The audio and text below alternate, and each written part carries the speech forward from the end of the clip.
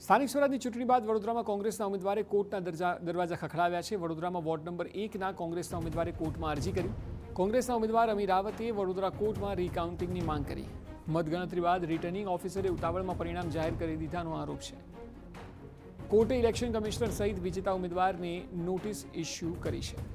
ઉલ્લેખનીય છે કે વડોદરા કોર્પોરેશનની ચૂંટણીમાં કોંગ્રેસના ઉમેદવાર અમી રાવતની હાર થઈ છે। પરિણામ સમયે અમી રાવતે રિટર્નિંગ ઓફિસર સમક્ષ રીકાઉન્ટિંગની માંગ કરી હતી, જોકે તેમની આ માંગણી ફગાવી દેવાઈ હતી। અનામતના નિયમો મુજબ પોતાની જીતનો અમી રાવતે દાવો કર્યો હતો અને પરિણામના પત્રકમાં ચેડા કર્યા હોવાનો ગંભીર આક્ષેપ કર્યો છે।